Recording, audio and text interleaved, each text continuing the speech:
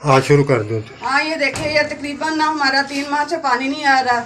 हम लोग पानी की वजह से इतने परेशान हैं। कल हम लोगों ने इंतजाज किया है, इंतजाज में ये इधर काउंसलर है हमारे हालत, उसने कहा था आज क्या, लेकिन वो हमारी कोई बात नहीं सुन रहा, कुछ नहीं कर रहा। ऊपर से कह रहा परसों आना। एक इधर लड़का है वो हमें बिल्कुल पानी देने का सोचते ही नहीं है, कह रहा इनको पानी नहीं मिलना ही नहीं चाहिए। ऊपर से गाली गलौज करता है, लड़ाई करता है। अब ये मेरे चाचू बोलेंगे, इनसे पूछे।